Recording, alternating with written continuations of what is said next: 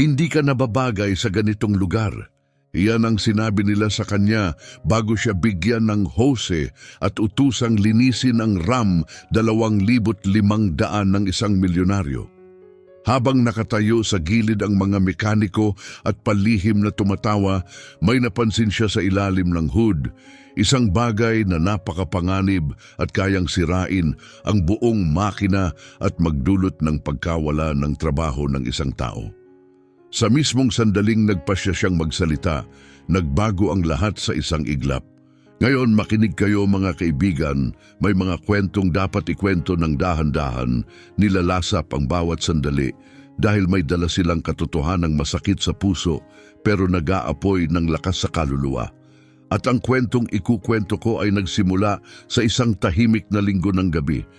Nakaupo si Monica Mendoza sa gilid ng isang makitid na kama sa loob ng masikip na studio apartment sa distrito ng Jundiai sa Annapolis. Hawak niya ang bago niyang pirmadong work card na parabang diploma sa kolehiyo. Siya ay 25 taong gulang.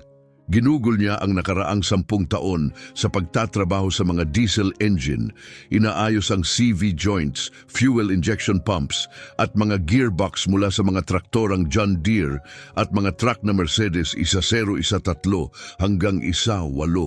Natutunan niya ang lahat sa bukid ng kanyang tiyuhin sa kanayunan ng Goyas, sa mismong lugar kung saan natatapos ang sementadong daan at nagsisimula ang pulang alikabok, yung kumakapit sa balat at naiipit sa buhok. 10 taon siyang nagdi-diagnose ng problema sa pamamagitan lang ng pakikinig sa hindi pantay na ritmo ng makina, pag-amoy sa sunog na langis na humahalo sa radiator fluid o pagdama sa kakaibang panginginig sa manibela kapag baluktot ang crankshaft.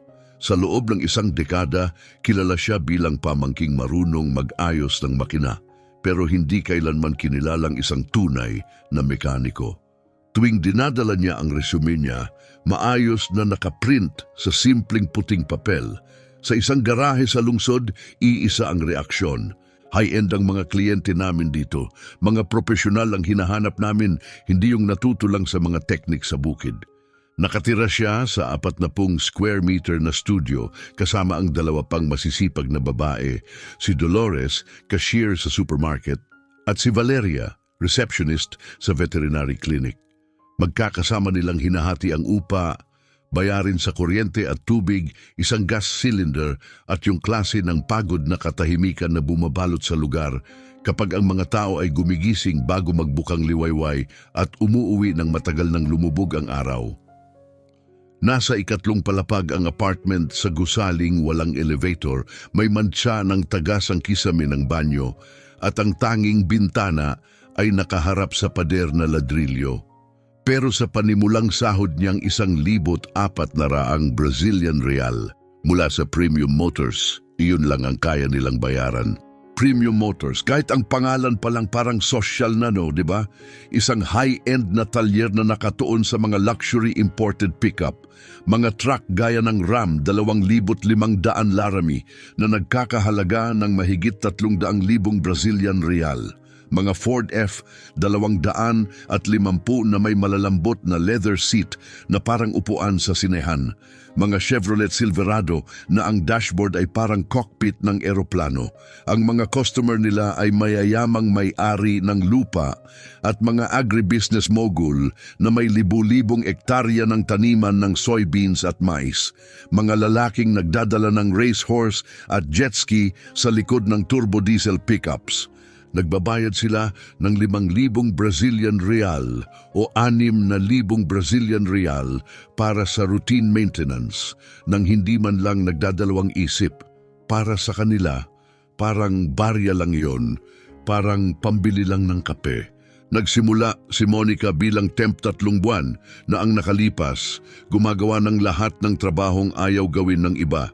Naglinis ng mamantikang piyesa, nag-restock ng mga istante ng inventory, nagwalis ng garahe kapag magsasara na, nagbuhat ng mabibigat na kahong puno ng baterya ng sasakyan. Mula unang araw, malinaw na malinaw ang sinabi ng shop manager na si Roberto Ferrer.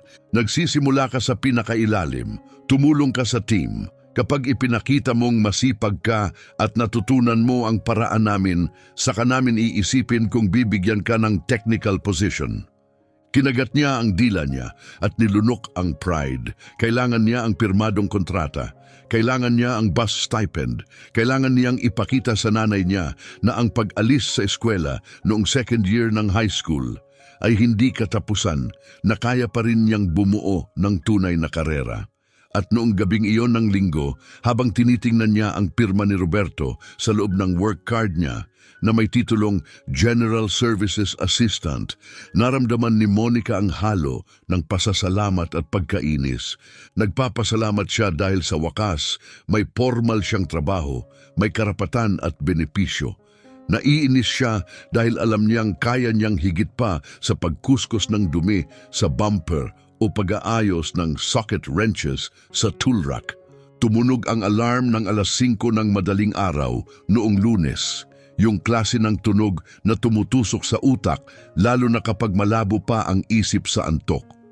Dahan-dahan siyang bumangon, ayaw niyang magising ang mga kasama niya.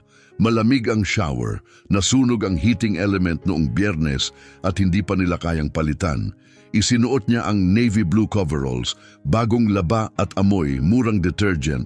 Isiniksik ang luma niyang rubber boots sa backpack, kinuha ang work card niya just in case, parang delikadong iwan sa bahay, at lumabas sa dilim bago magbukang liwayway. 2 bus, una 45 minutong biyahe, tapos maghihintay sa terminal, at sa huli ay pangalawang sakay na tumagal pa ng kalahating oras.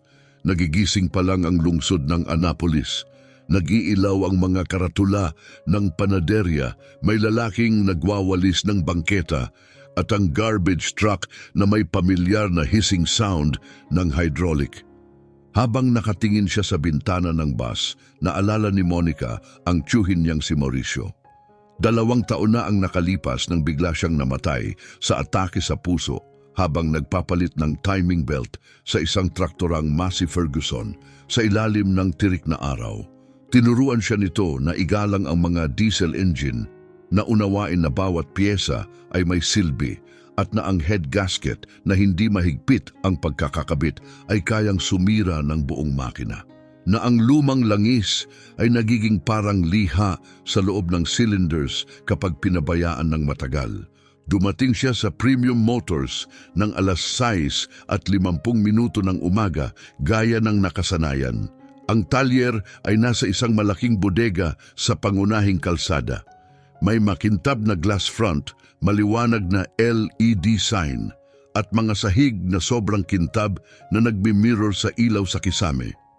Sa loob ay may 8 hydraulic lifts, mga slick na steel workbench na perpektong nakaayos ang mga tools, isang diagnostics computer na mas mahal pa kaysa karamihan ng sasakyan, at industrial-grade air conditioning na laging 22 degrees Celsius. Lalaki lahat ang mekaniko, 6 sila, edad 30 hanggang 50, at bawat isa ay may malinis na coveralls na may burdang pangalan. Nandun si Ronaldo, ang head mechanic, eksperto sa Cummins at Power Stroke engines. Si Jerry, na alam ang lahat tungkol sa electronic fuel systems. Si Alejandro, na espesyalista sa automatic transmissions. At 3 pang iba na humahawak sa suspension, preno at electrical repairs. Tuwing break, lumalabas sila sa pader ng talyer, naninigarilyo, nag-uusap tungkol sa soccer at nagbibiro tungkol sa mga customer na nagrereklamo sa mga kunwaring kalampag sa dashboard. Noong umagang iyon, pagpasok ni Monica, nasa parking lot na si Roberto, hawak ang tablet niya at nire-review ang mga service order ng araw. Nasa mid-40s siya, may tiyan na umuumbok sa ibabaw ng leather belt, kulay abo ang buhok na sobrang gel at slicked back, at palaging nakaputing polo na may logo ng talyer. Kinumaway niya si Monica. "Monica, halika rito!" May stress ang boses niya, yung tipong manager na maraming sabay-sabay na problema. Itinuro niya ang dulo ng parking lot kung saan nakaparada ang isang itim na 2019 na Ram 2500 Laramie. Punong-puno ng pulang putik mula sa bukid, halos hindi na makilala sa kapal ng dumi. Galing ito sa bukid sa Rio Verde, malaking kliyente, soy grower. Dito niya pinapadala ang buong fleet niya para sa service. Kailangan handa na to bukas ng umaga. Lumapit si Monica at tumama agad ang amoy, diesel, dumi ng hayop at putik na natuyo sa araw. Umabot ang putik hanggang bintana, natakpan ng step bars at siksik sa grill. Aabutin iyon ng 3 o 4 na oras ng mabigat na trabaho para lang malinis. Ikaw ang maglilinis nito loob at labas, sabi ni Roberto, nakatingin pa rin sa tablet. Pagkatapos, ang mga tech na ang bahala sa inspeksyon, oil, filters, preno, lahat ng routine. Tumingin siya sa mga mata ni Monica at sa tono niya malinaw kung sino ang masusunod. Siguraduhin mong sobrang linis, ha? Kapag nagreklamo ang kliyente, uulitin mo lahat at huwag kang umasang may dagdag bayad. Sa kabilang dulo ng bakuran, nakatingin ang mga mekaniko, aliw na aliw. Hindi malakas ang tawa, mga pabulong na hagikik lang. May ibinulong si Alejandro at sumagot si Jerry nang sapat lang ang lakas para marinig ni Monica. Oh, lahat naman nagsisimula sa baba. Doon mo natututunang igalang ang trabaho. Uminit ang mukha niya sa hiya pero nanahimik siya. Lumapit siya, kinuha ang high-pressure hose mula sa wall rack, ikinabit sa industrial faucet at nagsimula. Bumulwak ang tubig ng sobrang lakas, kayang magbakbak ng pintura kung masyadong malapit. Nagsimula siya sa mga gulong, binasag ang tuyong putik na kumapit sa rims, nilinis ang mga butas ng ventilasyon sa paligid ng brake discs, at kinayod ang putik sa pagitan ng makakapal na B.F. Goodrich tires at ng wheel wells. Bumuhos ang pulang putik sa sahig, bumuo ng malalapot na bara na dumaloy papunta sa mga drain ng talyer. Lalong lumakas ang amoy ng dumi ng hayop at diesel habang nababasa ang natuyong putik. Mahigit 1 oras niyang nilinis ang labas pa lang. Hood, windshield, side mirrors, bed liner, tow hitch, dual chrome exhaust. Nilinis ni Monica ang bawat pulgada. Dahan-dahan, nagsimulang magmukhang normal ulit ang RAM. Nagsimulang kuminang ang makintab nitong itim na pintura, kumislap ang mga chrome na detalye at tumama ng eksakto ang liwanag sa Laramie badge sa gilid. Ang front grille, na may gintong RAM emblem ng Dodge, ay muling nagmukhang matapang at puno ng yabang. Hindi lang ito basta truck, isa itong makapangyarihang halimaw na binihisan ng karangyaan. Nang buksan ni Monica ang crew cab, sinalubong siya ng mamahalin at masaganang amoy ng tunay na leather na hinaluan ng malamig at malinis na hangin mula sa A/C system. Ang upuan ng driver ay may 8 magkakaibang adjustment settings, fully digital at 7 pulgada ang lapad ang dashboard, ang manibela ay balot ng perforated leather at ang sasakyan ay tumatakbo gamit ang 8-speed automatic transmission. Nilinis niya ang loob ng maingat gamit ang microfiber cloth at isang espesyal na panlinis para hindi masira ang mga surface. Pinunasan niya ang alikabok sa cup holders at binakuum ang bawat sulok ng carpet. Sinisip-sip pati ang mga tuyong damo na naipit ng malalim sa mga hibla. Nang matapos siyang ayusin ang cabin, lampas 9:30 ng umaga na.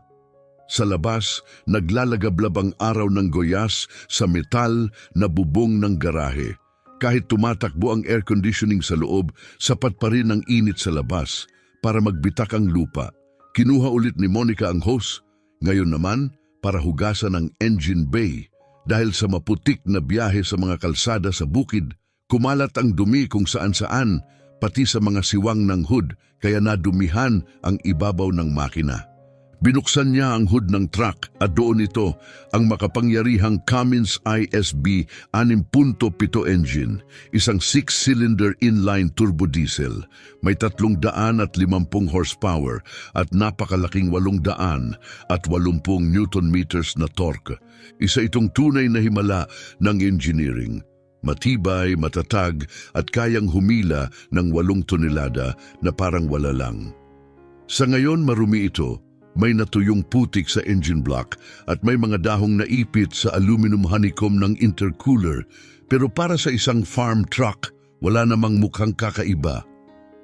Sinimulan ni Monica na banlawan ito ng dahan-dahan gamit ang mababang pressure ng tubig, sobrang ingat na huwag mabasa ang mga sensitibong electronic parts. Paunti-unti siyang nagtrabaho kada bahagi, engine cover, radiator, coolant tank.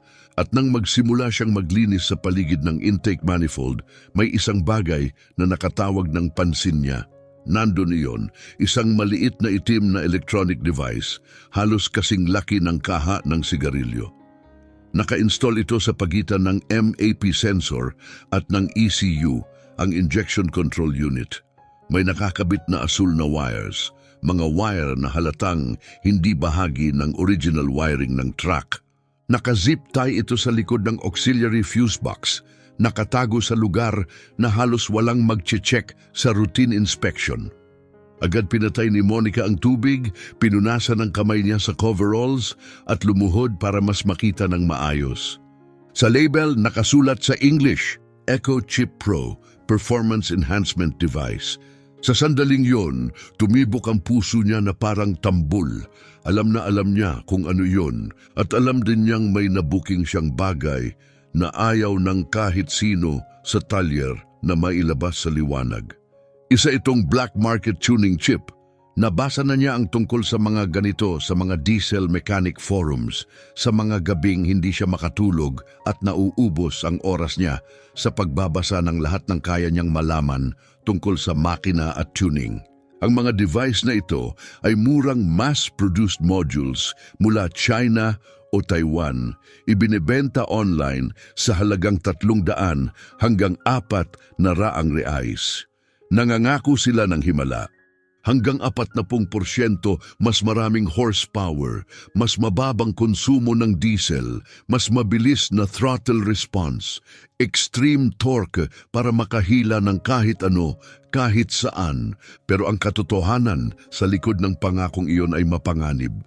Gumagana ang mga chip na ito sa pamamagitan ng pagharang sa signal sa pagitan ng mga sensor ng truck at ng ECU. Binabago nila ang data, niloloko ang makina para mag-inject ng mas maraming diesel kaysa sa dinisenyo ng factory. Mas maraming diesel, mas maraming combustion, mas maraming power. Simple pakinggan, di ba? Pero hindi simple ang engineering ng makina. Ang mga kumpanyang tulad ng Cummins, Ford at Dodge ay nagtatakda ng mahigpit na safety limits. Gaano kainit ang kaya ng makina, gaano kataas ang pressure na kaya ng cylinders, gaano kabilis pwedeng umikot ang turbo, gaano katibay dapat ang internal components. Ang pagtulak ng 40% mas maraming diesel sa isang makinang hindi ginawa para doon, walang ingat iyon. Pinapataas nito ang posibilidad ng internal detonation. Pwedeng literal na matunaw ang pistons sa sobrang init. Pwedeng sumabog ang turbo dahil sobrang bilis ng ikot. Pwedeng pumutok ang head gasket dahil sa sobrang pressure. At mas masahol pa, madalas dinidisable ng mga chip na ito ang safety systems ng tuluyan. Ibig sabihin, walang limiters para protektahan ang makina sa mabibigat na kondisyon, gaya ng paghila ng trailer paakyat sa matarik na kalsada sa 40 degree Celsius na araw. Inilabas ni Monica ang cellphone niya, pinunasan ang basang screen gamit ang manggas niya at kumuha ng sunod-sunod na litrato. Isa ng buong module, isa ng asul na wires na nakakabit dito. Isa ng label ng produkto na may pangalan at isa pa ng eksaktong lugar kung saan ito nakatago sa loob ng engine bay. Pagkatapos, naghalungkat siya sa toolbox hanggang makita niya ang maliit na Phillips screwdriver, yung klase na ginagamit sa masisilang electronics. Sa matatag niyang kamay, maingat niyang tinanggal ang 4 na maliliit na tornilyo na humahawak sa takip ng module. Sa loob ay may murang green circuit board, puno ng magulong solder joints at walang bakas ng propesyonal na pagkakagawa. May 3 maliliit na dial, mga adjustable knobs, na malamang ginagamit para kontrolin kung gaano kalaki ang pagbabago ng chip sa fuel injection. At may control chip mula sa brand na hindi niya man lang kilala. Binuksan niya ang flashlight ng cellphone para mas malinaw. Kita ang mga label sa mga dial. Ang una, planes, 40%. Ang pangalawa, full boost. Ang pangatlo, limiter off. Ibig sabihin, 40% mas maraming diesel ang ini-inject, turbo na naka-maximum ng walang restriction at lahat ng safety limiters ay naka-off. Hindi ito engine tuning, ito ay sakunang naghihintay mangyari. Sinuri ulit ni Monica ang mga wire at ang sumunod niyang nakita ay nagpahigpit sa sikmura niya. Sa dalawang bahagi, natunaw na ang plastic insulation at lumitaw ang copper wire sa ilalim. Palatandaan ng overheating, sobrang kuryente ang dumadaloy sa mga kable na hindi ginawa para sa ganito. Ang sistema ay nasa sukdulan na, parang sigaw ng tulong na walang nakakarinig. At ano ang nangyayari kapag nag-o-overheat ang wires sa loob ng engine compartment? Sa init, singaw ng langis at amoy ng diesel sa hangin? Sunog. Nakita niya sa isip ang magsasaka bumibiyahe sa BR-060 sa pagitan ng Rio Verde at Goiânia, takbo 110 kilometro kada oras. Kasama ang pamilya sa truck, asawa sa tabi niya, mga anak sa likod. Tapos usok mula sa hood, yung nakakasulasok na amoy ng nasusunog na plastic sa loob ng cabin, apoy na sumasabog palabas sa vents. Panic. Isang desperadong pagliko papunta sa shoulder. Pero paano kung hindi mag-unlock ang mga pinto? Paano kung bumigay ang electrical system bago sila makatakas? Isinaran niya ang takip ng chip, hinigpitan ang mga tornilyo at maingat na ibinalik ang screwdriver sa pinanggalingan nito. 10:15 ng umaga na ang oras. Normal ang takbo ng talyer, tunog ng pneumatic tools na nagtatanggal ng gulong. Walang tigil na ugong ng air compressor, mga mekanikong nagkukwentuhan tungkol sa susunod na trabaho. Ang telepono ng receptionist na walang tigil sa pagring. Tumingin si Monica sa paligid, walang pumapansin sa kanya. Alam niya kung ano ang kailangan niyang gawin. Kailangan niyang kausapin si Roberto. Ngayon na, hindi ito bagay na pwedeng, kunwari hindi mo nakita. Hindi ito maliit na problema na pwedeng itago o tabunan. Tinawid niya ang malinis at makintab na sahig. Nilagpasan ang front desk kung saan nakikipag-usap si Andrea sa isang customer at umakyat sa metal na hagdan papunta sa opisina sa itaas. May glass wall ang opisina ni Roberto na tanaw ang buong garahe. Dark wood ang mesa niya at sa likod nito ay may mga estanting puno ng car part catalogs at makakapal na technical manuals. Sa loob, nasa gitna siya ng meeting kasama ang 2 lalaking naka-shirt at tie, mga sales rep mula sa isang auto parts company. Kumatok si Monica ng isang beses, tapos muli, tumingin si Roberto sa kanya mula sa salamin, halatang inis. Kumumpas siya na maghintay, pero hindi siya naghintay. Mas malakas siyang kumatok at binuksan ang pinto nang hindi na nagpaalam. Kailangan kitang makausap. Ngayon, emergency. Tumayo si Roberto, namula ang mukha sa galit. Humingi siya ng paumanhin sa mga supplier, lumabas at isinara ang pinto sa likod niya. Sila lang 2 sa makitid na hallway. Ano na naman? Nasa gitna ako ng isang mahalagang usapan, hindi ka pwedeng basta na lang sumugod ng ganyan. Mas malakas kaysa sa karaniwan ang boses ni Roberto at matalim ito, kaya pati ang mga dumaraang tao sa malapit ay napapalingon. Hindi natinag si Monica. Dinukot niya ang bulsa niya, inilabas ang cellphone at binuksan ang photo gallery. Nakita ko to na naka-install sa RAM 2,500 na pinahugasan mo sa akin, sabi niya. Isa itong illegal na remapping chip at sobrang delikado. Itinutok niya ang screen sa kanya at nag-zoom in sa litrato kung saan kitang-kita ang sirang wiring. Tingnan mo to, sunog na ang insulation. Pinipilit ng device na to ang fuel injection na tumakbo ng 40% na mas mataas kaysa factory levels at wala pang safety protection. Kapag nag-short yan, pwedeng magliyab ang buong truck habang nasa loob pa ang customer. Kinuha ni Roberto ang phone mula sa kamay niya at isa-isang in-swipe ang mga litrato. Kumunot ang kilay niya habang pinag-aaralan ang mga imahe. Halata na hindi niya lubos na iintindihan ang teknikal na bahagi ng sinasabi ni Monica. Ang mundo ni Roberto ay sales, customer service at pagpapasaya sa kliyente, hindi malalim na mechanical diagnosis. E di ano, sabi niya, kumibit balikat. Madalas humiling ng ganyan ang mayayamang customer. Gusto nila ng dagdag power para makapagpasikat. Hindi ito ang unang chip na nakita ko. Umiling si Monica. Pero Roberto, hindi ito proper tune na ginawa ng profesional. Murang, delikadong mode ito gamit ang peking piyesa at magsasagawa tayo ng full service sa truck na to. Pipirma tayo sa work order na parang na-inspect natin ang lahat. Kapag may aksidente at nalaman na nakita natin tong chip pero hindi natin binalaan ang may-ari, sa Premium Motors, babagsak ang responsibilidad. Pwede tayong idemanda, pwedeng ipasara ang talyer, at kung may mamatay, pwede pang magkaroon ng kasong kriminal. Ang salitang mamatay ay umaling-aungaw sa hallway na parang putok ng baril. Kinuskos ni Roberto ang mukha niya gamit ang dalawang kamay, huminga ng malalim. Pagkatapos, ibinalik niya ang phone. Maghintay ka rito.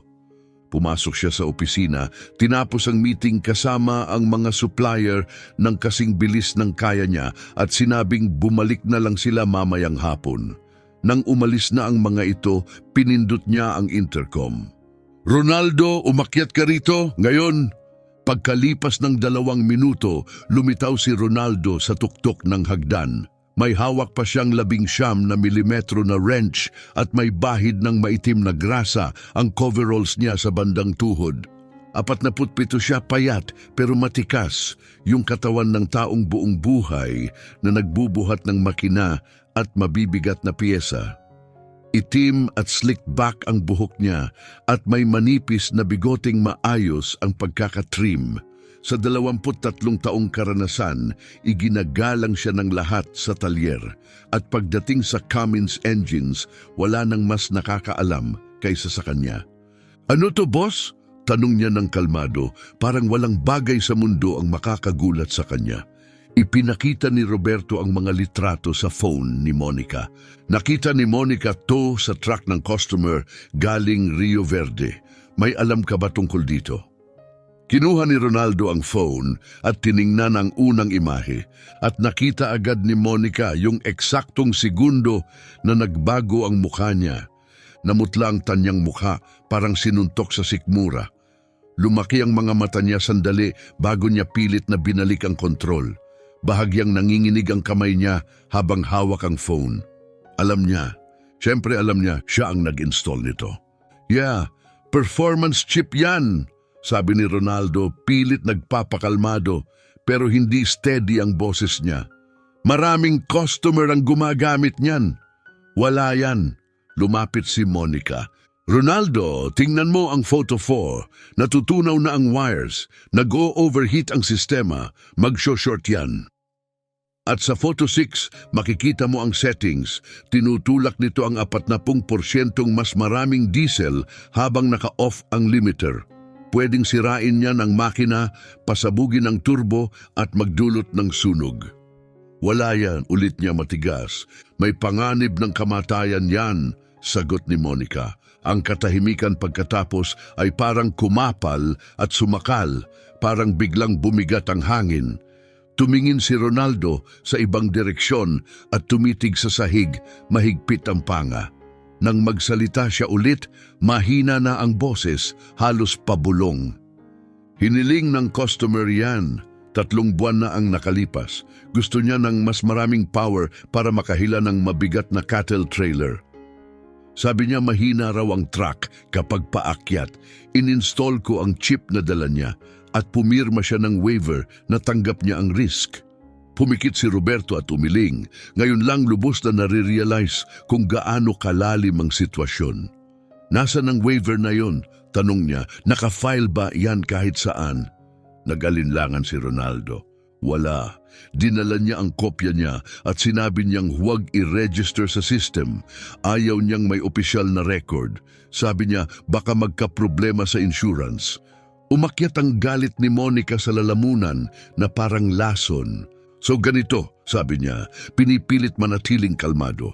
Nag-i-install ka ng illegal na device na walang record, walang warranty at walang dokumentasyon. Device na binabago ang vital safety parameters. At ngayon gagawa ang Premium Motors ng full service at pipirma ng papeles na parang na-inspect ang lahat habang naka-install pa rin ang time bomb na yan. Itaas ni Ronaldo ang ulo at naging depensibo ang kilos niya. Monica, hindi ito engineering school. Totoong mundo to. Araw-araw humihingi ng ganito ang mayayamang customer. Gusto nila ng tuning chips, mas maingay na exhaust, mas maraming power. Ginagawa natin ang trabaho, tinatanggap nila ang risk, lahat masaya. Ganyan yan. Hindi kumurap si Monica. Ganyan yan hanggang sa magliyab ang truck sa highway habang nasa loob ang pamilya niya. Tapos may investigasyon at malalaman na alam ng pinagkakatiwalaan niyang shop ang problema pero nanahimik. Tumigas ang boses ni Ronaldo. Nawala ang kalmadong tono, napalitan ng autoridad ng taong hindi sanay kinukuwestiyon, lalo na ng mas mababa sa kanya. Makinig ka, sabi niya ng madiin, 3 buwan ka pa lang dito. General Services Assistant ka, nag-aaral ka pa kung paano tumatakbo ang shop na to. Ako ang head mechanic, mahigit 20 taon ng experience ko at alam na alam ko ang ginagawa ko. Itinaas ni Roberto ang 2 kamay, sinusubukang pigilan ang tensyon bago sumabog. Sige, kumalma muna tayo at mag-isip. Pagkatapos tumitig siya kay Ronaldo, talaga bang pwedeng magdulot ng sunog ang chip na yan? Huminto si Ronaldo, kinagat ang ibabang labi. Pagkatapos ay bahagyang kumibit balikat. Bawat modification may risk, pero gusto ng customer. Sagutin mo ang tanong, giit ni Roberto. Pwede bang magliyab o hindi? Nag-alinlangan ulit si Ronaldo at sa wakas umamin siya. Pwede, sabi niya ng mahina. Kung mamalasin, oo, pwede. Kinuskus ulit ni Roberto ang mukha niya at sa unang pagkakataon, tunay siyang mukhang nabigla. Tumingin siya sa labas ng glass wall, papunta sa shop floor sa ibaba, kung saan normal pa ring nagtatrabaho ang ibang mekaniko. Walang kaalam-alam na may krisis na nagaganap sa itaas. Halos 30 segundo siyang nanahimik bago nagsalita. Kung ganon, aalisin natin ang chip bago i-service ang truck, desisyon ni Roberto. Tanggalin natin, itabi para sa customer, gawin ang standard inspection at linawin na hindi tayo responsible sa anumang modification na kinabit niya sa labas ng shop. Agad umiling si Monica. At sa tingin mo tatanggapin niya yun nang hindi sumasabog? Tanong niya. Dito niya dinadala ang fleet niya dahil nagtitiwala siya sa inyo.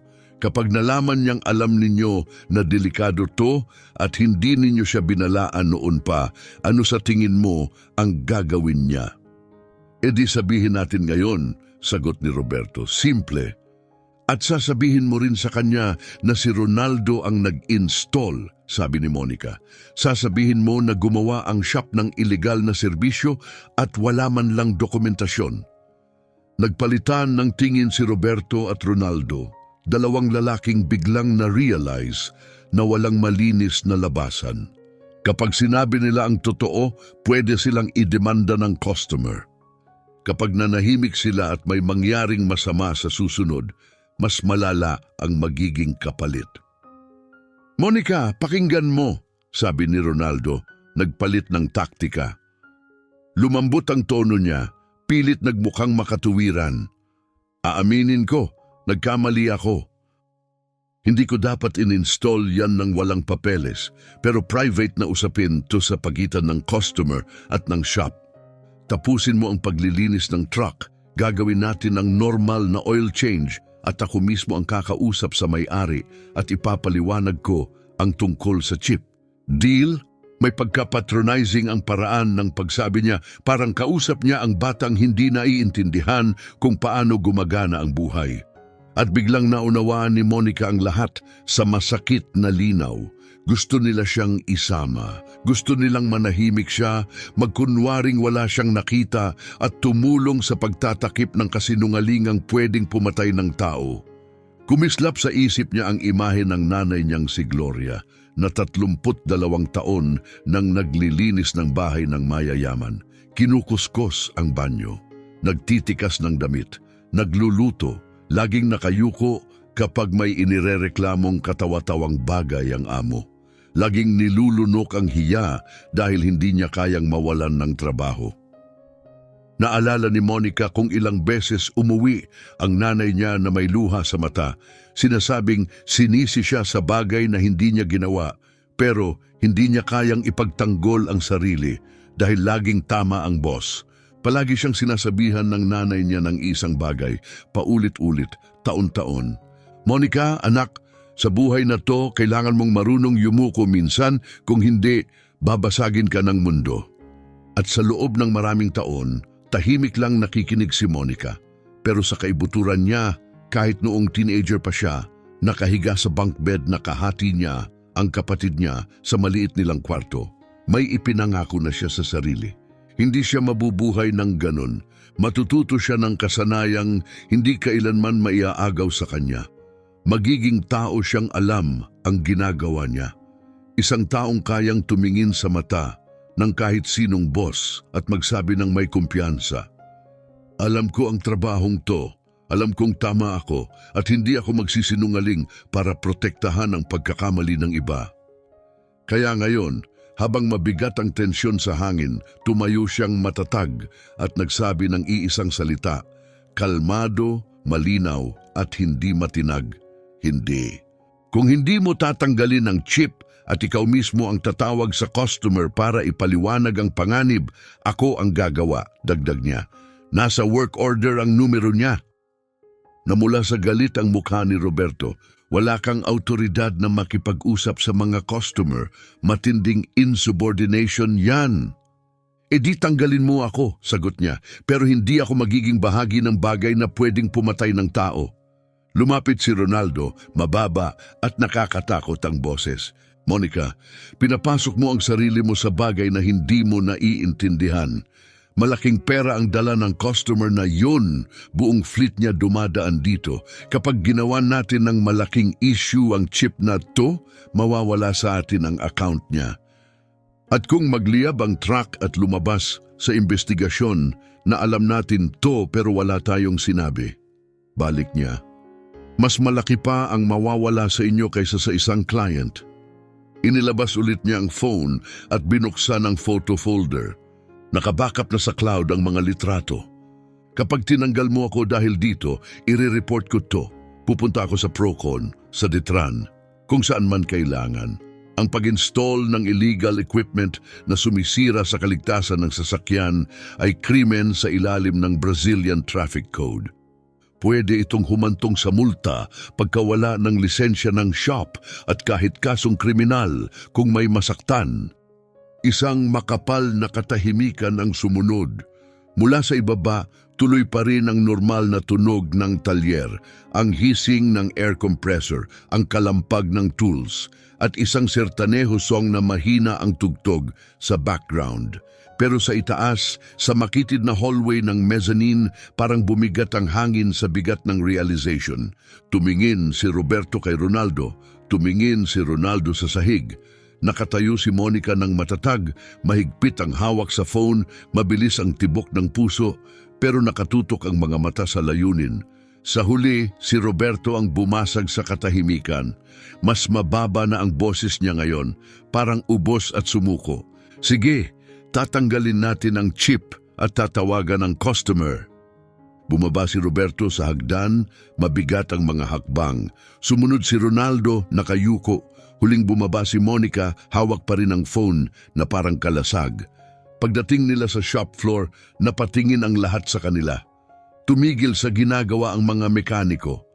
Halatang may seryosong nangyayari. Pinatay ni Jerry ang impact wrench. Itinabi ni Alejandro ang diagnostic scanner.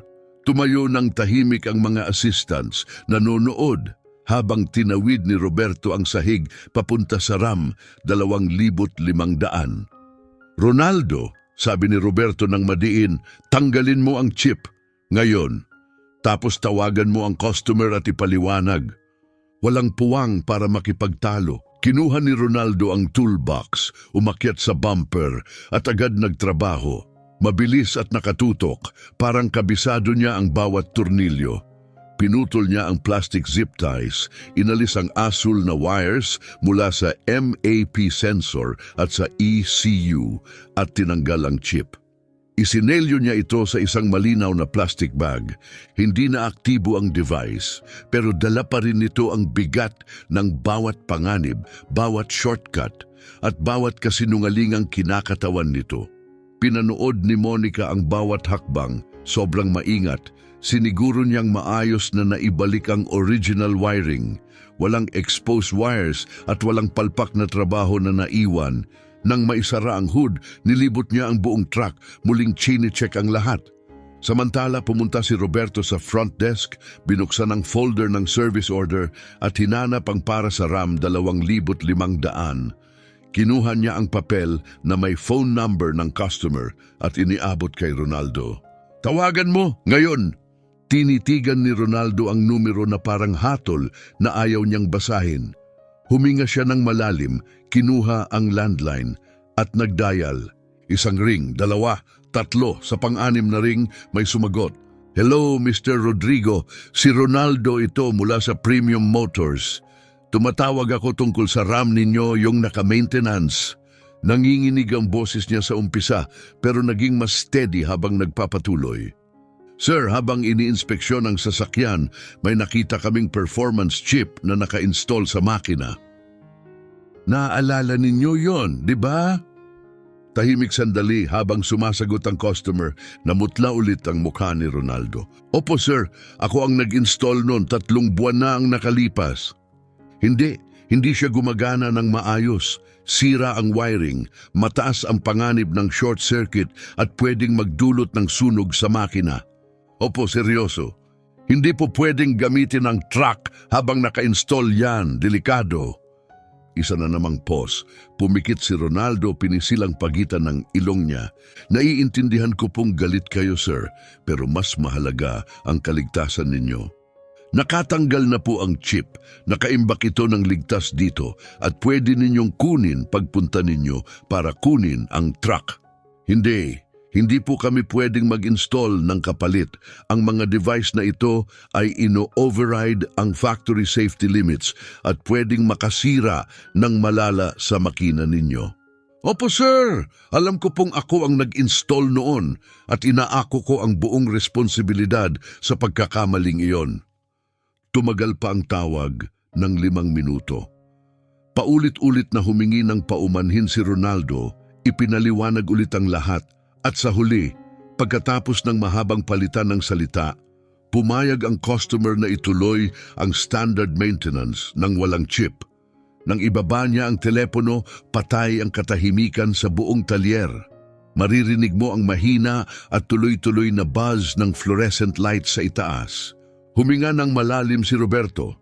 Kinuskos niya ang mukha at tumingin kay Monica. Mahirap basahin ang ekspresyon.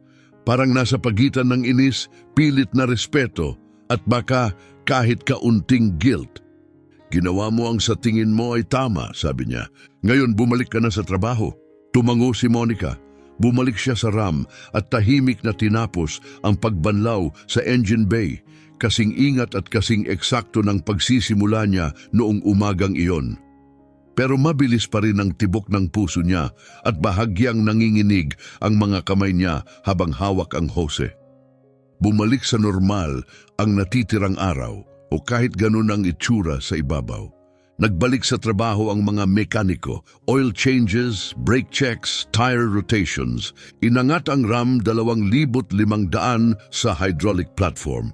Nilagyan ito ng bagong Mobil Delvac 15W, 40 synthetic oil, mga filter para sa oil, air at fuel at inikot ang mga gulong ayon sa manufacturer specs.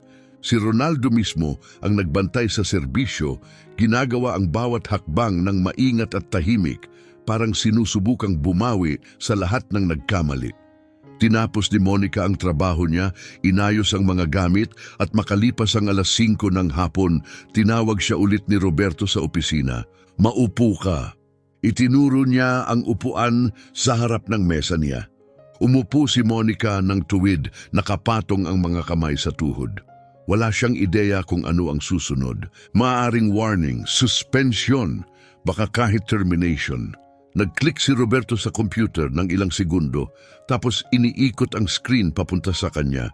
Employee profile niya iyon sa system ng shop. Naka-highlight ang pangalan niya sa taas. "Saan ka nag-aral?" tanong niya. "May formal training ka ba?" "Wala po, sir," sagot niya. "Natuto ako sa paggawa. May workshop ang tiyuhin ko sa bukid niya. Nagsimula akong tumulong nung 15 anyos ako. Nag-aayos kami ng tractors, trucks, harvesters. Doon ako natuto." Bahagyang sumandal si Roberto. "Kung ganon, paano mo nalaman ang tungkol sa chip na yon? Tungkol sa risk? Sa fuel injection settings? Sa posibilidad ng short circuit?" Huminto si Monica, tapos sumagot ng simple. "Nag-aaral po ako mag-isa," sabi niya. "Nagbabasa ako ng manuals, nanonood ako ng videos mula sa professional mechanics, kasali ako sa online forums. Kapag may hindi ako naiintindihan, nire-research ko hanggang maintindihan ko." Simula pa nung bata siya, palagi nang kinahuhumalingan ni Monica ang mga diesel engine. Iba na ang tingin ni Roberto sa kanya ngayon, parang may biglang nag-click, parang ngayon lang niya siya tunay na nakita. "Ilang taon ka na ulit?" 25, at ilang taon ka nang nagtatrabaho sa mga makina?" 10 taon, sagot niya. "Nagsimula ako sa simpleng pag-abot ng tools kay Tiong Mauricio at paglilinis ng mga piyesa. Pero habang tumatagal, natutunan kong mag-diagnose ng problema, mag-repair, mag-tune ng makina. Nung pumanaw siya, 2 taon na ang nakalipas, kaya ko na ang full maintenance ng mga traktorang Massey Ferguson, mga Mercedes trucks, pati John Deere harvesters." Kinuskos ni Roberto ang baba, malalim ang iniisip. "Bakit hindi mo binanggit ang lahat ng to nung interview? Sinabi mo sa akin basic experience lang." Ngumiti si Monica ng maliit, pagod ang ngiti. "Kasi tuwing pumapasok ako sa shop at sinasabing marunong akong magtrabaho sa diesel engines, tinitingnan nila ako na parang nagsisinungaling ako. Sasabihin nila na hindi raw counted ang trabaho sa bukid. Na kung gusto kong magtrabaho sa premium clients, kailangan ko raw ng certification, diploma, patunay. Kaya sa pagkakataong ito, nag-apply ako bilang assistant. Iniisip ko kung ipapakita ko ang kaya kong gawin, baka bigyan mo ako ng tunay na chance balang araw." Tumingin si Roberto sa ibang direksyon sandali, halatang hindi komportable. Parang nahihiya pa nga. Tahimik ang opisina maliban sa banayad na ugong ng air conditioner. Tapos nagsalita siya. "Simula sa Lunes, hindi ka na General Services Assistant. Papasok ka na bilang mechanic apprentice. Magti-training ka direkta kay Ronaldo. Matututuhan mo ang procedures namin kung paano namin pinapatakbo ang mga bagay dito. Tataas ang sahod mo sa 2,200 plus meal allowance. Kapag maayos ang lahat, rerepasuhin natin ang posisyon mo sa loob ng 6 na buwan. Pwede kang umangat bilang junior mechanic." Kumurap si Monica. Sandali, hindi siya makapaniwala sa naririnig. "Sir, tama ang narinig mo," sabi ni Roberto. Mas malambot na ngayon ang tono. "Ngayong araw, napatunayan mo ang 2 bagay. Una, mas alam mo ang makina kaysa sa binigay kong credit sa'yo. Pangalawa, may tapang ka para tumindig at gawin ang tama kahit may kapalit. At ang ganong klase ng integridad, bihira. Tanga ako kung habang buhay kitang papalinis ng piyesa." Nararamdaman na niya ang luha bago pa niya mapigilan, mainit, hindi inaasahan at nakakalunod. Luha ng ginhawa, ng matagal ng pagkilala, ng pagmamataas. Mabilis niya itong pinunasan gamit ang likod ng kamay, pilit nagpapanatiling composed. Salamat po, Mr. Roberto. Nangangako ako, hindi ko kayo bibiguin. Alam ko. Ngayon umuwi ka na at magpahinga, dagdag niya. May bagong kabanata kang sisimulan sa Lunes. Lumabas si Monica sa opisina na parang lumulutang, nanginginig ang mga tuhod sa emosyon. Dumaan siya sa service base kung saan tinatapos na ng ibang mekaniko ang mga gawain nila. Nang madaanan niya si Ronaldo, itinaas nito ang kamay para pigilan siya. Monica! Hindi na malamig ang boses niya, hindi na ito commanding o dismissive. Tama ka. Sa lahat. Yung chip, yung panganib, lahat. Hinayaan kong lamunin ng kasakiman ng judgment ko. Ininstall ko yun kahit alam kong risky dahil lang malaki ang bayad ng client. Pwede sanang nauwi sa trahedya at ako ang mananagot. Inilahad niya ang kamay. Welcome sa team. Totoo na to ngayon. At sorry kung nagduda ako sa'yo. Kinamayan niya ito, naramdaman ang gaspang ng kamay, gaspang ng mga taong taon na nakikipagbuno sa metal, grasa at makina. Pero ang nakita niya sa mata nito ay bago, tunay na respeto. Sa biyahe pa uwi, 2 bus na siksikan, puno ng pagod na manggagawa, umupo si Monica sa tabi ng bintana, pinapanood ang lungsod habang dumaraan. Pahupa na ang araw sa Annapolis, nagsasara ang mga tindahan, mga sasakyang naipit sa trapiko, nagbiblink na ang mga streetlight. Mabilis pa rin ang takbo ng isip niya sa lahat ng nangyari. Ang nakatagong chip, ang komprontasyon, ang nakakatakot na panganib, ang promotion na hindi niya inasahan, ang tahimik na paghingi ng tawad mula sa lalaking dati siyang minamaliit. Pero higit sa lahat, naalala niya ang isang bagay na palaging sinasabi ng tiyuhin niya paulit-ulit habang tinuturuan siyang mag-tune ng makina sa maalikabok na workshop sa bukid. Monica, iha, ang tunay na mekaniko hindi lang yung marunong humawak ng wrench. Ito yung taong nagsasabi ng totoo kahit ayaw marinig ng iba. Hindi nagsisinungaling ang mga makina, hindi sila nagpapanggap. Kapag may ginawa kang mali, may ginawa kang delikado, mahuhuli ka ng makina, maaga o huli. At kapag nangyari yon, pwedeng may mamatay. Ginagalang niya ang aral na yon, ginawa niya ang tama, at sa unang pagkakataon sa 10 taon niyang pagtatrabaho sa mga makina, naramdaman ni Monica na tunay siyang nakita. Hindi bilang babaeng taga-bukid na naglalaro ng tools.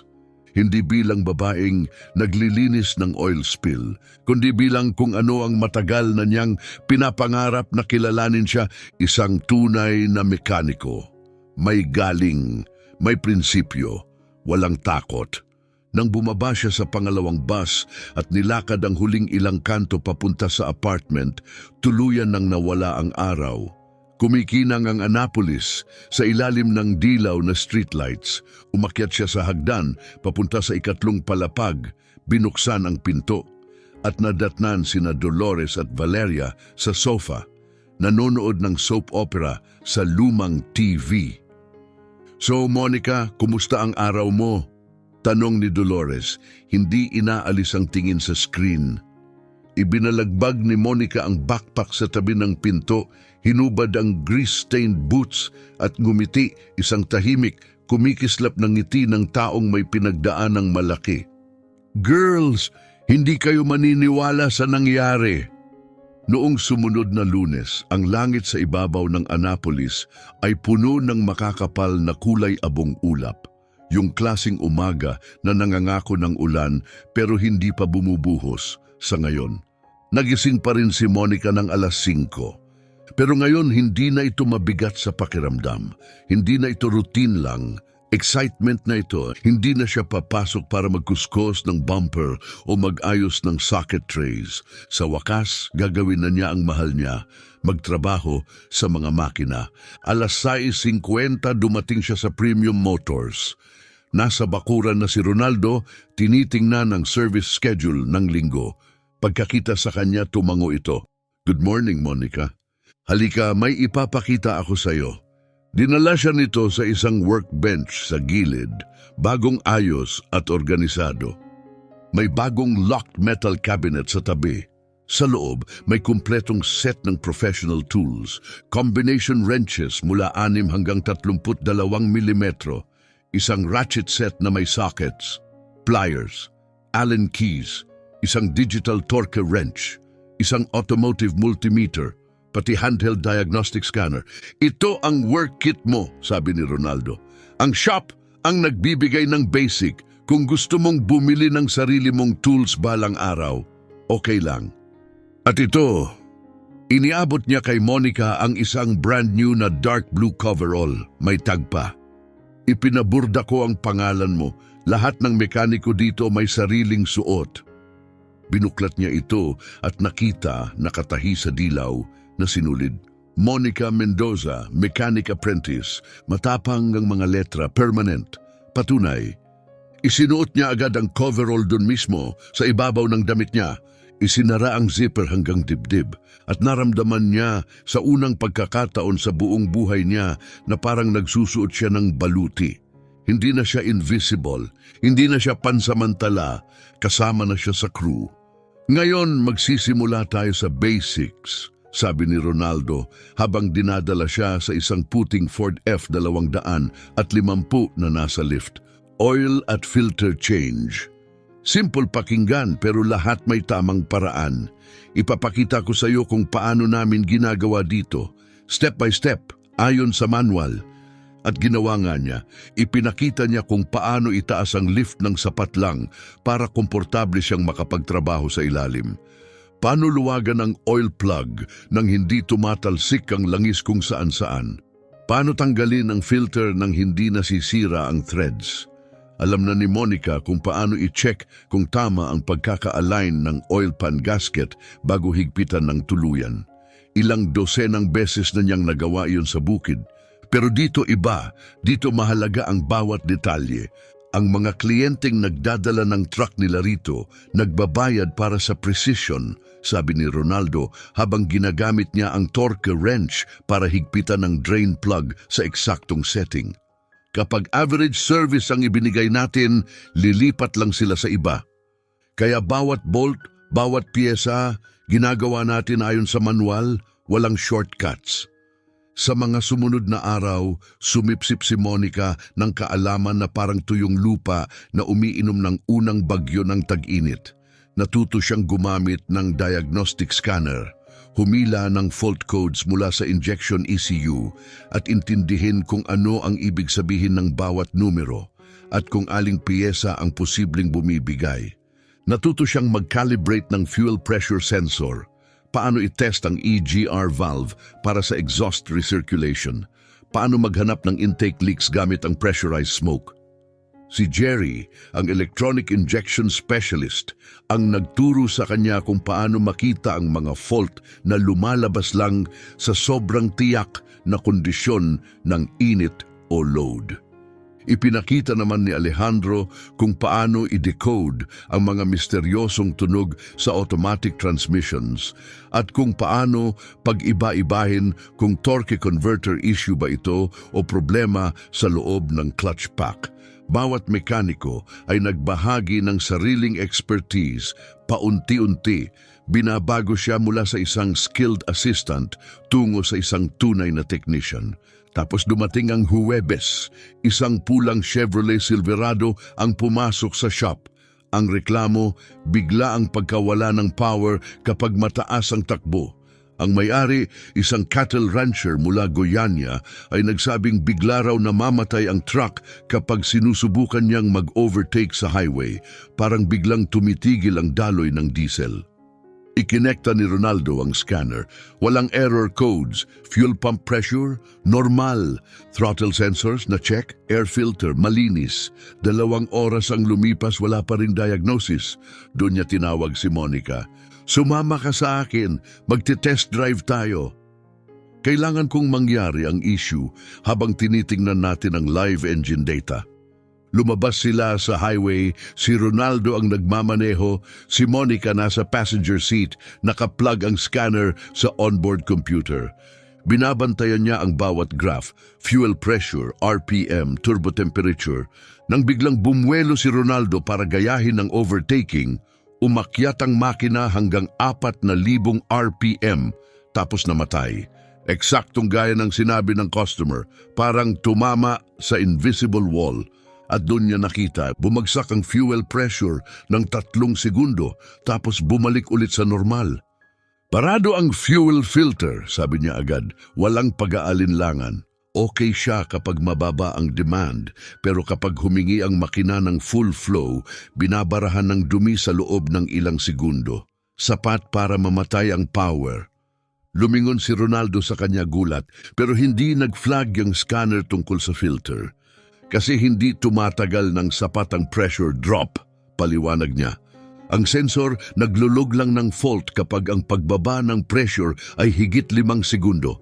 Ito, 3 lang, sakto sa ilalim ng threshold. Bumalik sila sa shop, pinalitan ang fuel filter at inilabas ulit ang Silverado para sa isa pang test. Ngayon, malakas ang hatak sa buong power band. Walang hesitation, walang problema. Pagbalik sa shop, umupo si Ronaldo sa likod ng manibela, tahimik ng matagal. Monica, sabi niya sa wakas, 23 taon na akong nagtatrabaho sa diesel engines. At ikaw, 4 na araw pa lang sa apprenticeship na figure out mo sa 2 minuto ang hindi ko na-solve sa 2 oras. Hindi siya sumagot, hindi niya kailangan, ngumiti lang siya. Nung gabing yon, nang tipunin ni Roberto ang team bago magsara, nagbahagi siya ng announcement. Nakakuha ang Premium Motors ng liham ng pagkilala mula sa Regional Association of Imported Pickup Owners. Pinuri ng liham, hindi lang ang technical skill ng shop, kundi pati ang katapatan nito, lalo na sa pagbibigay babala sa mga customer tungkol sa safety risks. Dahil ito sa inyong lahat, sabi ni Roberto tumingin sa paligid. Pero gusto kong bigyan ng espesyal na credit si Monica. Baka siya ang pinakabago rito, pero pinaalala niya sa ating lahat kung ano ang ibig sabihin ng integridad, ang paggawa ng tama kahit hindi madali. Pumalakpak ang buong shop. May ilan pa ring mekaniko na mukhang may konting guilt dahil sa chip incident. Pero lahat sila pumalakpak ng may tunay na respeto. Nung gabing iyon, umalis si Monica sa shop suot ang bago niyang coveralls, dala pa rin ang lumang backpack pero mas matangkad ang tindig kaysa dati. May nakuha siyang mas higit pa sa titulo o dagdag sahod. Nakuha niya ang karapatang makita siya sa kung sino talaga siya. Isang mekanikong may kakayahan, tapat at mahalaga. Lumipas ang 6 na buwan pagkatapos ng maulang Lunes ng Nobyembre. Sa labas, pareho pa rin ang hitsura ng Premium Motors, malaking bodega, glass facade, maliwanag na signage. Pero sa loob nagbago na ang lahat. Si Monica, ngayon 26, ay nasa ilalim ng isang silver 2021 Ram 3,500 na may napakalaking 6-cylinder Cummins engine. Hinahabol ang coolant leak na walang scanner ang kayang makita. May sarili na siyang paraan ngayon.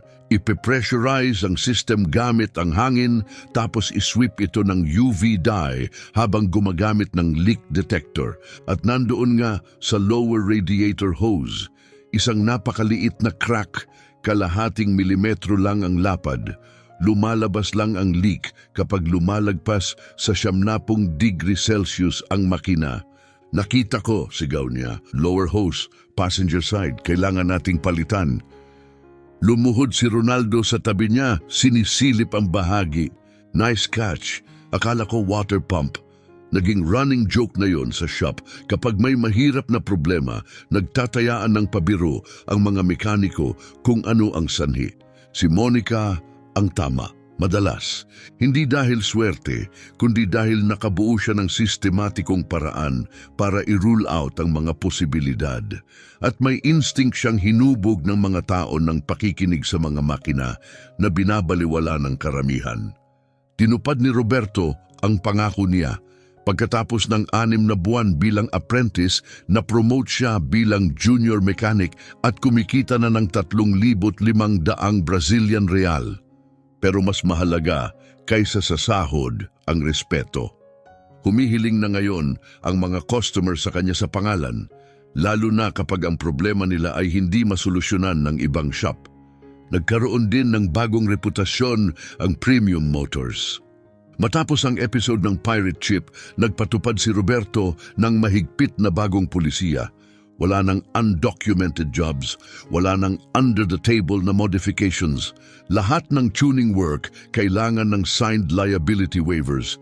Kapag may safety risk, tinatanggihan ito, kasama ang kumpletong technical explanation at dokumentasyon para sa customer at sa insurance provider niya. May ilang kliyente ang nagreklamo sa umpisa, pero karamihan ay nagustuhan ang pagiging transparent.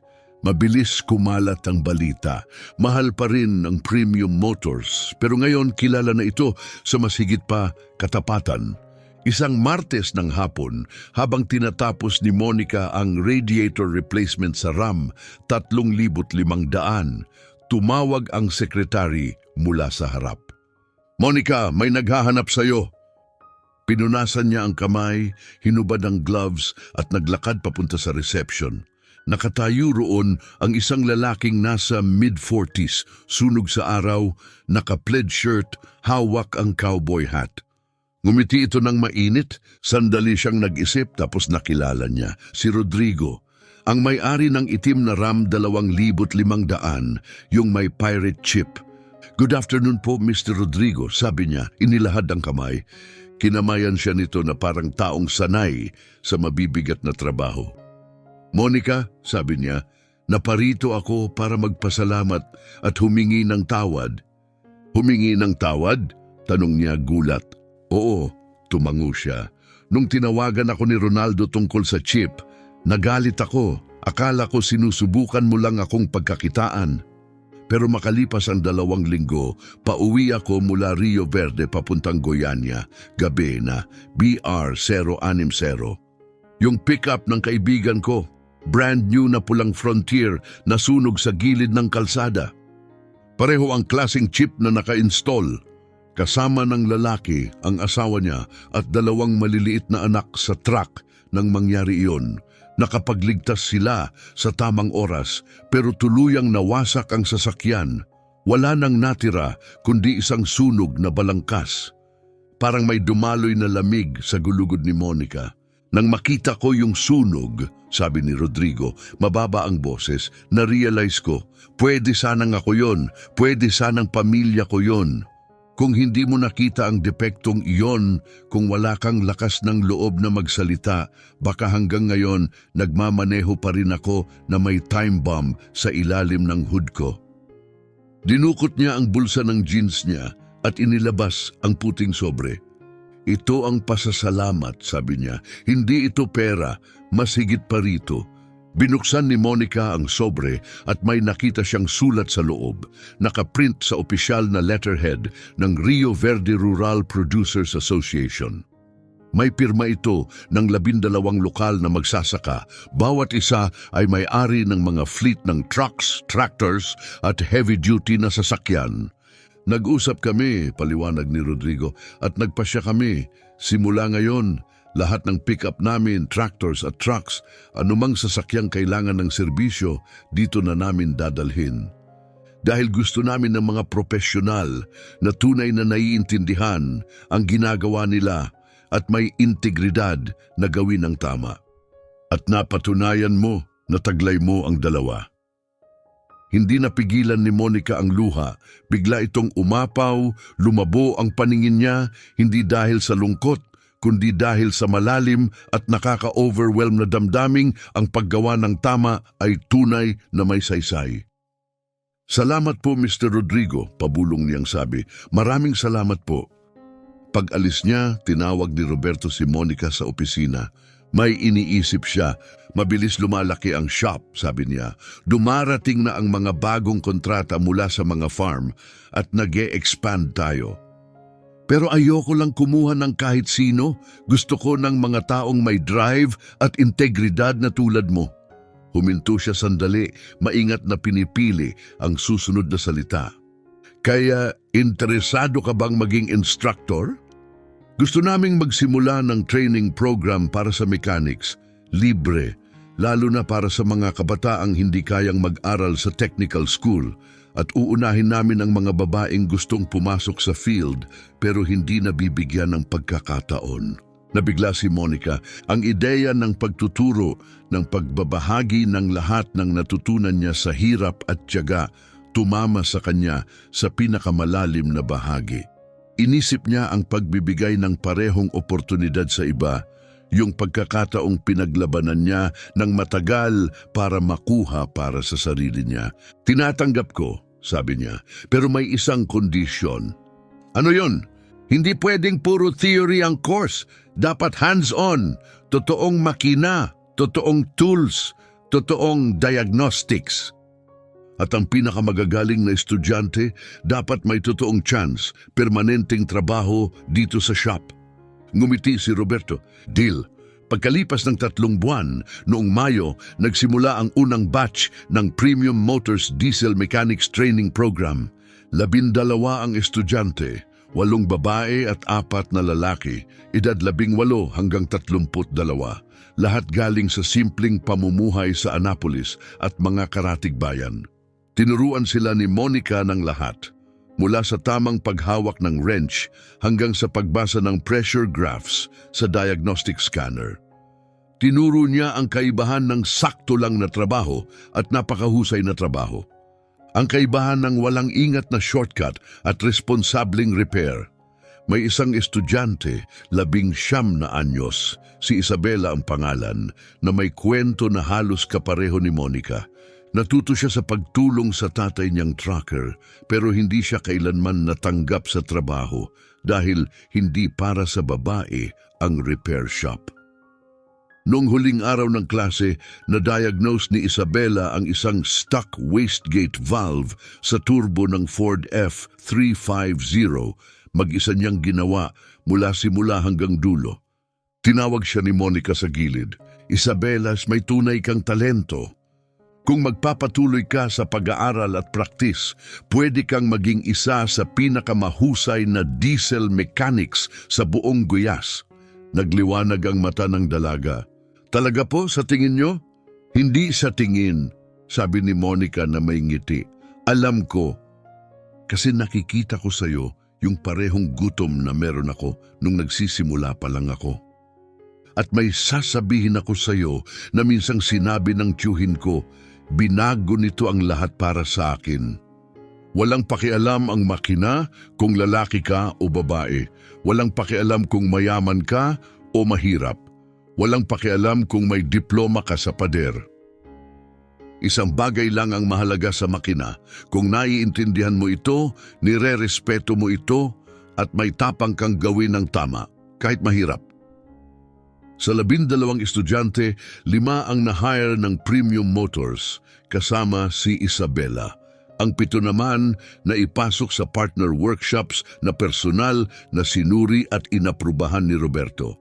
At mabilis kumalat ang balita tungkol sa programang iyon. 12 ng kabataan ang nag-sign up para sa susunod na batch. Isang Sabado ng Hunyo, sa maliit na apartment na ngayon, ay si Dolores na lang ang kasama niya, nag-asawa na si Valeria at lumipat, tumunog ang cellphone ni Monica. Nanay niya, Monica, nagbabasa ako ng article sa Jornal da Cidade. Sabi nito, nanginginig ang boses sa emosyon.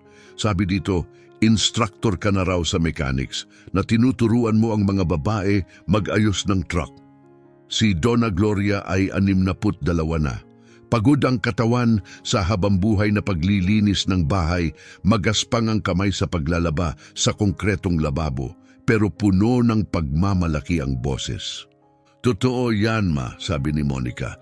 Na-promote ako, maayos ako, at ngayon tinutulungan ko ang iba na magkaroon ng parehong chance na nakuha ko. May sandaling katahimikan sa linya, tapos parang nabasag ang boses ng nanay niya. Sobrang nag-alala ako sa iyo noon kung ano ang mangyayari dahil maaga kang tumigil sa pag-aaral. Araw-araw akong nagdasal na ingatan ka ng Diyos. At tingnan mo ngayon, anak, Tingnan mo ngayon. Pagkatapos ng tawag, umupo si Monica sa gilid ng kama at tumitig sa bintana. Naglalagablab ang langit ng Annapolis sa unang senyales ng gabi at nagsisimula nang kumislap ang mga ilaw sa syudad. Inisip niya ang lahat ng nangyari mula noong Lunes na yon, ang araw na natuklasan niya ang pirate chip na nakatago sa loob ng makina ng customer. Isang desisyon, isang sandali ng tapang, iyon ang nagbago ng direksyon ng buong buhay niya. Dahil sa huli, hindi ito kailanman tungkol lang sa pag-aayos ng makina. Tungkol ito sa pagrespeto sa sarili niya. Sa pagpapatunay na ang kaalaman niyang pinaghirapan at sariling sikap ay kasing halaga ng kahit anong diploma. Tungkol ito sa pagtangging maging invisible. Tungkol ito sa paninindigan kahit kaharap ang mas matatanda at mas bihasa kapag kaligtasan ng tao ang nakataya. At ngayon sa pagtuturo, ipinapasa niya ang tapang na iyon. Bawat estudyanteng nakatapos at nakahanap ng trabaho, bawat kabataang nakarealize na pwede pala silang maging mekaniko kahit ano pa ang sabihin ng iba. Bawat tamang diagnosis na nakaiwas sa aksidente, nakapagligtas ng buhay. Lahat iyon ay patunay na ang paggawa ng tama kahit mahirap ay laging sulit. Noong Lunes na iyon, pumasok si Monica sa Premium Motors suot ang parehong asul na coveralls, pero nagbago na ang nakaburda sa dibdib. Monica Mendoza, mechanic and instructor. Sa bakuran, may bagong batch ng estudyante ang naghihintay. Puno ng kuryosidad ang mga mata, malalambot pa ang mga kamay, pero handang matuto. At nang simulan niya ang unang lesson, ipinapaliwanag ang kaibahan ng diesel at gasoline engine. Ipinapakita ang compression at combustion cycle sa training block. Ramdam niya hanggang buto. Nahanap na niya ang lugar niya. Hindi na siya basta mekaniko. Isa na siyang mentor, isa siyang halimbawa. Buhay na patunay na ang galing, karakter at tapang ay kayang basagin ang kahit anong hadlang. At minsan, ang kailangan lang para mabago ang buhay ay isang taong maniniwala sa iyo at bibigyan ka ng pagkakataong patunayan kung ano ang kaya mo. Patuloy pa ring nag-aayos ang Premium Motors ng imported pickups para sa mayayamang kliyente. Pero ngayon, nagtuturo na rin ito ng mga bagong mekaniko mula sa working class na mga komunidad. At ang kombinasyong iyon, technical excellence at social responsibility, ang nagbago sa isang simpleng repair shop at ginawa itong respetadong pangalan sa buong Goiás. Lahat dahil isang araw, may 25 anyos na babae na nakakita ng pirate chip sa isang makina at piniling gawin ang tama. Dahil sa huli, ang paggawa ng tama ay laging may paraan para gantimpalaan ang mga matapang na tumitindig para rito.